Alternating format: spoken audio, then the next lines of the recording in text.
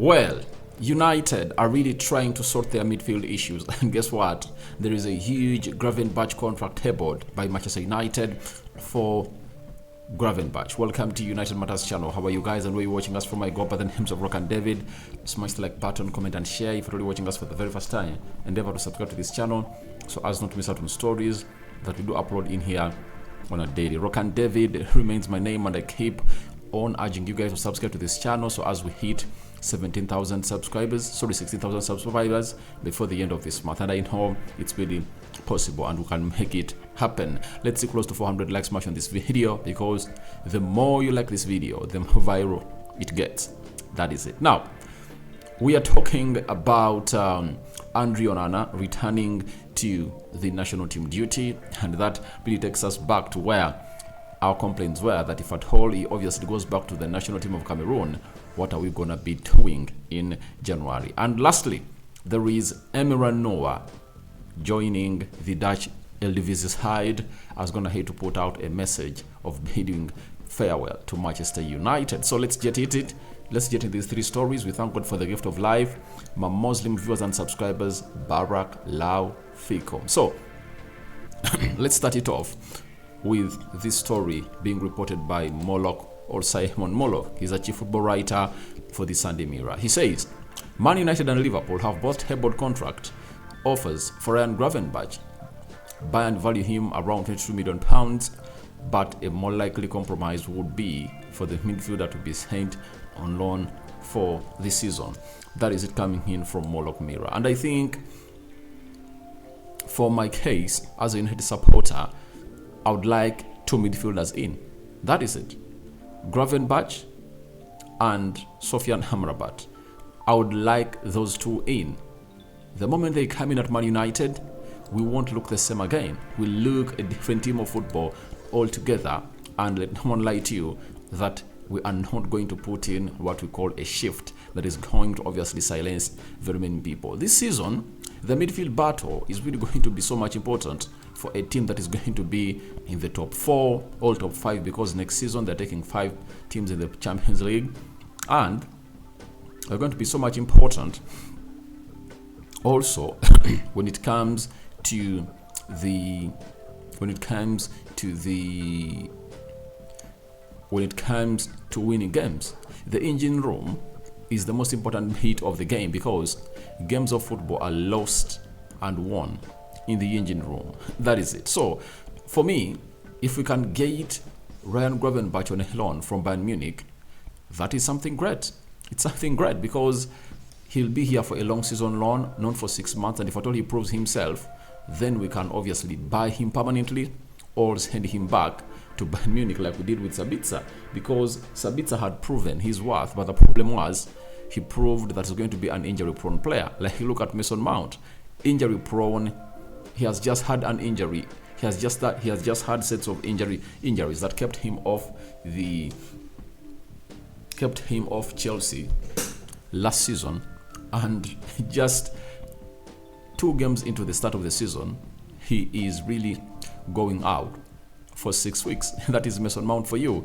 And we need Gravenberch in, we need Sofiane Amrabat in to obviously do the job. But tabling a huge contract just confirms to us that United might be pushing in for a permanent deal. And United understand that if we can get Sofiane Amrabat at like £25 million and Gravenberch at 22, that is close to £50 million, and they can get it from the sales of players and loan fees. I already anticipate that Brandon Williams will get in some loan fees. When you also sell Donny van de Beek, we also get in some money and others, because we need these two midfielders in. We need competition. We need to see a midfield that is going to see United obviously force some players out of the team, because if you bring in Gravenberch alone, Gravenberch is not a certified CDM that we've known ever since his time at Ajax. He's not that kind of player.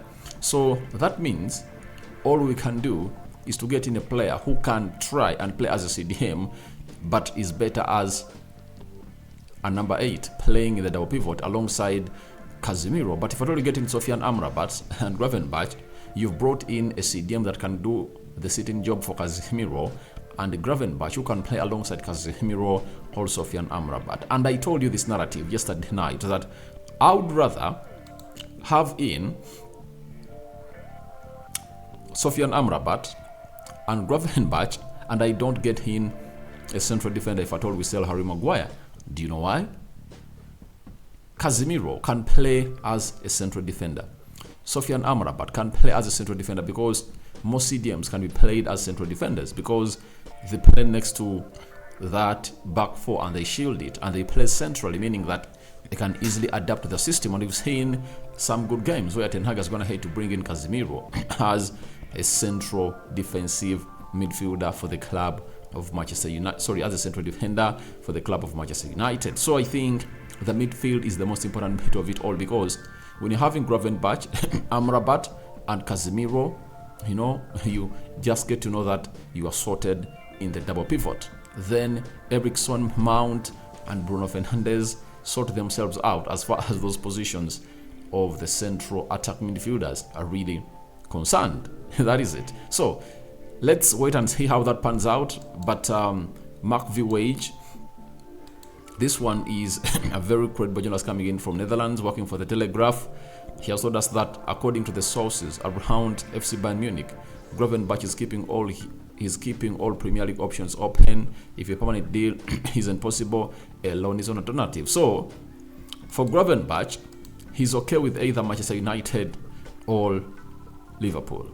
But we all know that if Ten Hag is serious on the player and you're never going to hate to put up their intent to sign the player, he will end up at Old Trafford. But he's keeping all his options possible. He's keeping all his options open. That even if Ten Hag finds him, even if United doesn't obviously show up, he's okay to go on and play for Liverpool. Then Bayern will consider whether it should be a permanent deal or a loan. And I know why Bayern will be talking about a loan. Do you know why? Because they know that there is huge potential in this player.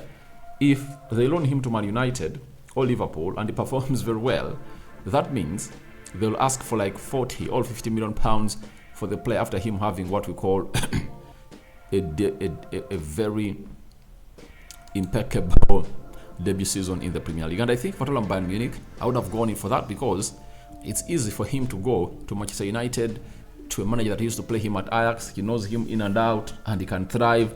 After thriving, we call in for like 40 or 50 million pounds, ending up making a profit of close to 18 million pounds according to the amount of money they bought him, because they bought him 22 million pounds from Ajax. So if at all they sell him 40 after him thriving in his debut in the Premier League, they make a profit of 18 million pounds.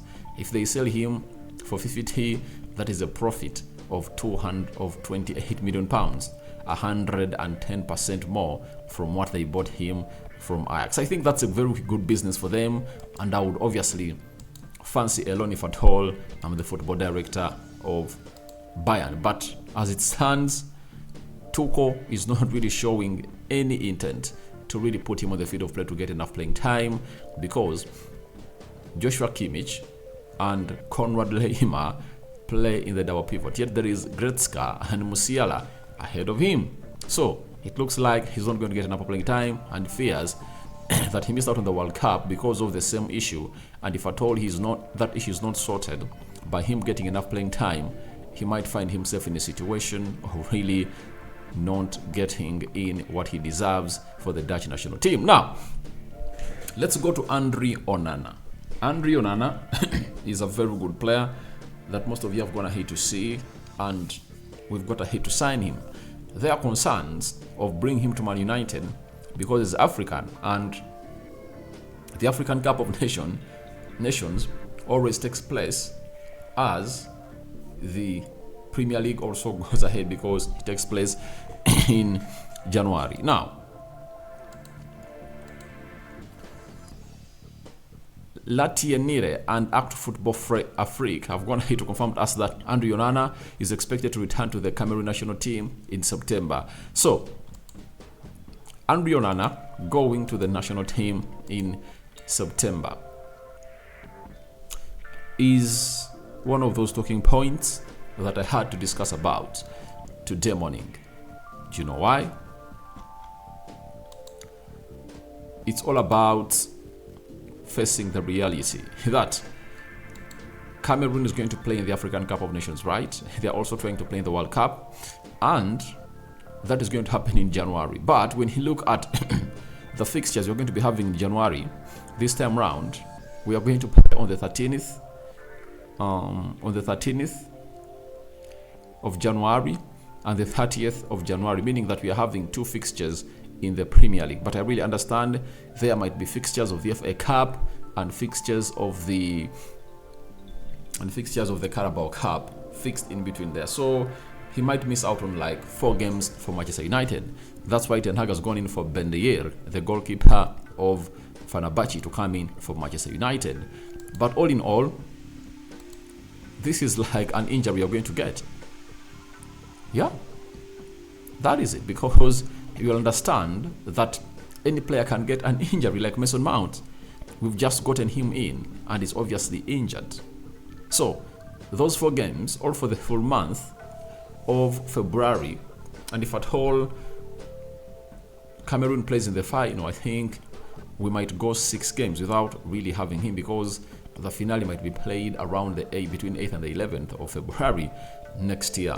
So that is why Ten Hag has gone ahead for Ben Dayer, and he knows he'll do the job into that system. So to me, I really understand that Andre Onana had fallen out with the coach of Cameroon for something simple, because the coach told him that let every player name his starting 11, and Andre Onana went ahead to name a team of a back 4 of players that were not even in the squad that played in the World Cup. And then Song Bilong, the manager of the Cameroon national team, found it as an insult and really threw him under the bus at the country. So that was not a sounding reason enough to kick Andre Onana off the national team and put up his retirement message. But guess what? His move to Manchester United obviously has gone ahead to really put him back in the spotlight, because Cameroonians will obviously be knocking on the door of the office of Samuel Eto'o, the Football Federation president, that why aren't we having Andre Onana, who is playing for Manchester United? Manchester United is one of the teams that is being watched a lot in Africa, and these Africans will obviously be telling the coach that, please, where is Andre Onana? And I think now the pressure is back to them. They've sorted out their things, and their problems are no longer hindering the progress of this man known as Sofiane Amrabat, known as Andre Onana. So let's wait and see how that pans out. But I think that will give us some good time to obviously evaluate how good this player is. Ben Dayer, that's it, because he'll be having some games to obviously do as United takes on teams in the Carabao Cup. Maybe even in the Champions League, the manager will get him some games as it stands. Now, Luca Bendoni confirmed us yesterday that Noah Emheran will sign in the very coming hours a 4-year contract with Groningen, permanent deal set to be completed. Manchester United to receive a fee in the region of €700 to €1 million. 25% sell-on clause included. That is Emran leaving Man United. And this was confirmed later when he put out what we call his farewell, that he's leaving Manchester United. And his farewell read as follows: that dear United fans, it's not easy to leave such an incredible club, but the time has come and the next opportunity is perfect. I will forever be grateful to everyone who has helped me since I arrived in the new country at the age of 16. With the support of amazing people, I've had incredible times, made lifelong friends, created unforgettable memories, and overcome tough times that have only made me stronger and more resilient. I want to accomplish a lot in my career, and I feel ready to play every week. I'm excited for the future, knowing that what lies ahead has also been built on the foundations of my development at Manchester United. All glory to the Lord. 20-year-old Emiran, obviously going to the Dutch side, and we all know that it's all about Erik ten Hag sending him that side because he knows that these players are going to develop better and United will make a little bit of profit or even bring them back at the club very, very soon. So guys, your thoughts on to huge Gravenberch contract offered are welcome in the comment section below. What do you make about Emiran leaving to the Elivi's side? And lastly, Andre Onana going to take part into the Cameroonian national team duties, having fallen out with the management of Cameroon during the World Cup in Qatar. I sign out for now. See you later. I cover you all in the precious blood of Jesus Christ. I'm the living to God bless you abundantly. Rokan David remains my name. I'm out.